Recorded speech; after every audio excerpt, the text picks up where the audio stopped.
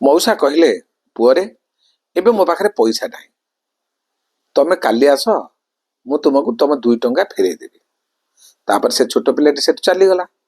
मौसा जाई तांग स्त्री को कहले जे से छोट पिला काली जेतेबेले आसीबो पैसा मागिया पई तुमे तांग कहबो जे मो स्वामी चली गले, एया कहले से फेरी जीवो, आमको ताको 2 टंका दबाक पड़िबनी। ताबा से दिन ठीक समय से पिला आसी पहुंचला। आसिला बेलू ता बुढ़ी माने से माउसी जे कांदी कांदी कहले पुअरे मौसा चली गले आ तोते पैसा देव किए। तापर से छोट पिलाटी मन दुखरे कहला माउसी तुमर तो कहीं पुओ ना तेणु मु से 2 टंका कथा कहूनी, मु मौसा को मुखाग्नि दवा कथा कहूँ।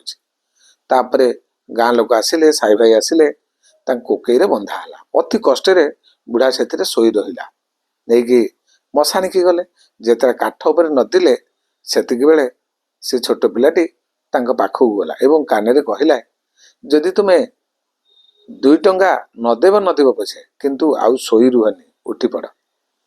से लोभी लोक 2 टंका जो छाड़ पाऊँ से जानीपारा आउ लाभ कौन अच्छे तेणु से सांगे सांगे उठी पड़ा।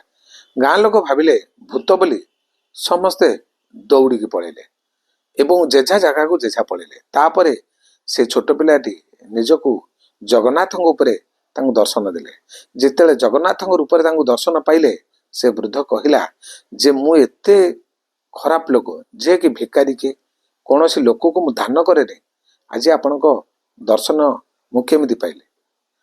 सेठी जगन्नाथ कहले जे तुमर प्रारब्ध कर्म भल अच्छे तेणु तुम्हें आज दान धर्म कर। जय जगन्नाथ, जय श्री कृष्ण।